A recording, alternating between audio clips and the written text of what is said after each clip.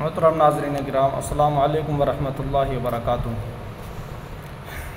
دیوبندیوں کا ایک عقیدہ میں اور آپ کے سامنے پیش کرتا ہوں، اور اہل سنت والجماعت کا کیا عقیدہ ہے آقا کریم صلی اللہ تعالیٰ علیہ وسلم کو بے مثل و بے مثال ماننے کے متعلق۔ اہل سنت و جماعت کا عقیدہ ہے کہ اللہ وحدہ لا شریک نے اپنے محبوب محمد رسول اللہ صلی اللہ تعالیٰ علیہ وسلم کو بے مثل اور بے نظیر لاثانی بنا۔ کوئی مقرب فرشتہ یا کوئی مرسل نبی بھی حضور علیہ الصلوۃ والسلام کا ثانی ہرگز نہیں ہو سکتا۔ حدیث شریف اور کتاب مبارکہ امتناع النظیر و مبین الہدا، یہ حوالے اہل سنت والجماعت کے۔ اہل سنت والجماعت کا عقیدہ ہے کہ مسلمانوں کو اس طرح بھی مانگنا جائز ہے کہ اے اللہ ہم کو تو دے اپنے محبوب کے صدقے میں، اور اس طرح بھی مانگنا جائز ہے کہ اے اللہ، اے محبوب آپ ہم کو عطا کیجئے اللہ کے صدقے میں، اللہ کے وسیلے سے۔ اسی لیے کہتے ہیں یا الہی رحم فرما مصطفیٰ کے واسطے، یا رسول اللہ کرم کیجئے خدا کے واسطے، اسی لیے کہا جاتا ہے۔ اور اسی طرح اولیاء اللہ سے ان کو مظہر عون الہی جانتے ہوئے مانگنا بھی جائز ہے۔ قرآن عظیم، تفسیر عزیزی اور فتاوی عزیزیہ۔ اہل سنت و جماعت کا عقیدہ ہے کہ اللہ عز و جل کو جو علم غیب حاصل ہے وہ اس کی ذاتی صفت ہے، یعنی خالق کائنات کو جو بھی علم غیب حاصل ہے وہ ذاتی ہے، اور جتنے بھی انبیاء اور رسولان اعظام ہیں یا جو بھی مخلوقات میں جو بھی علم رکھتے ہیں ان کو اللہ رب العزت کے عطا کرنے سے حاصل ہے۔ وہابیوں کے اور ہم لوگوں کے سمجھنے میں یہ فرق ہے کہ ہم ان کو عطائی علم مانتے ہیں انبیاء کرام کو، اور وہ عطائی علم نہیں مانتے، وہ سرے سے ہی انکار کر دیتے ہیں۔ اس کے سوا کسی مخلوق کو ایک ذرے کے برابر علم غیب ذاتی بغیر عطائے خداوندی ثابت کرے وہ یقیناً کافر و مرتد ہے۔ یعنی کسی کے لیے علم غیب ذاتی طور پر اگر مانے تو وہ کافر ہے۔ ذاتی طور پر ماننے کا مطلب ہے یعنی بغیر خدا کے دیے اسے حاصل ہے، یہ ماننے کا مطلب ہے۔ اس کو اہل سنت والجماعت نہیں مانتے۔ اہل سنت والجماعت عطائی طور پر مانتے ہیں، یعنی اللہ رب العزت نے عطا فرمایا ہے۔ اب وہابیوں کے عقیدے آپ حضرات سماعت کریں۔ دیوبندیوں کا عقیدہ ہے کہ بانی اسلام علیہ الصلوۃ والسلام کا ثانی رشید احمد گنگوئی ہے، معاذ اللہ، استغفر اللہ۔ چنانچہ ان کے مرنے پر ان کی تعریف میں مولوی محمود حسن دیوبندی لکھتے ہیں، زباں پر اہل ہوا کی ہے کیوں اعلو حبل شاید اٹھا عالم سے کوئی بانی اسلام کا ثانی۔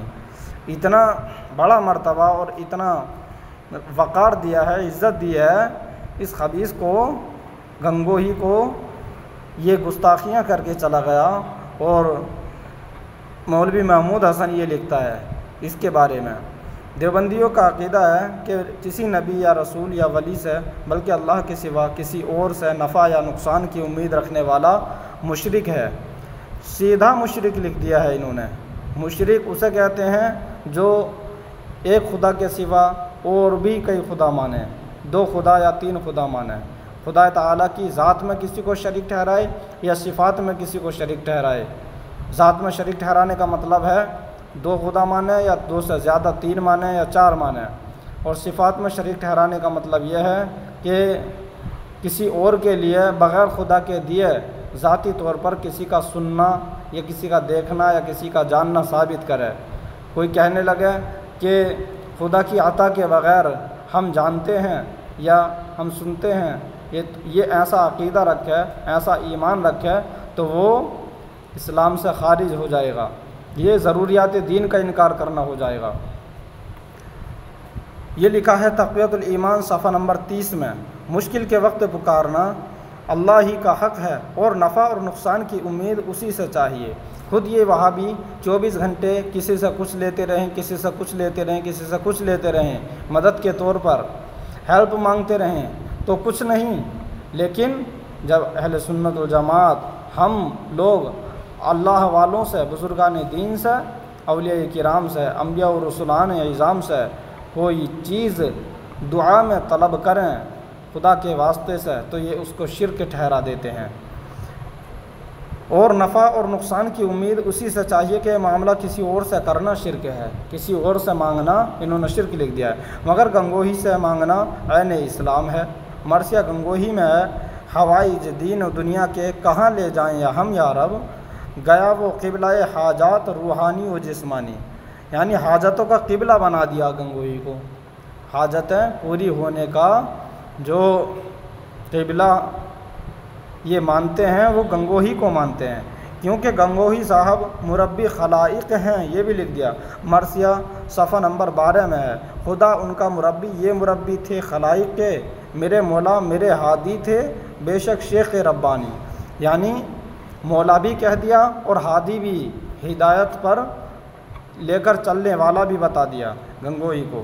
دیوبندیوں کا عقیدہ ہے جو شخص رسول اللہ کو ذاتی علم غیب بغیر عطائے خداوندی ثابت کرے اس کو کافر نہیں کہنا چاہیے، بلکہ اس کفر کی تعویل کرے۔ کفر کی تعویل کرنے کے متعلق لکھا ہے۔ مولوی رشید احمد گنگوہی لکھتے ہیں، جو یہ عقیدہ رکھے کہ خود بخود آپ کو علم تھا بدون اطلاع حق تعالیٰ کے، تو اندیشہ کفر کا ہے، امام نہ بنانا چاہیے، یہ لکھا ہے۔ اگرچہ کافر کہنے سے بھی زبان کو روکے اور تعویل کرے۔ فتاوی رشیدیہ صفحہ نمبر 15 جلد نمبر 1، یہ میں نے ان کے حوالے پیش کر دیے ہیں۔ مولا تبارک و تعالیٰ ایسے بدعقیدہ لوگوں سے ہم سب کی حفاظت فرمائے، ہمارے ایمان و عقیدے کی حفاظت فرمائے۔ السلام علیکم۔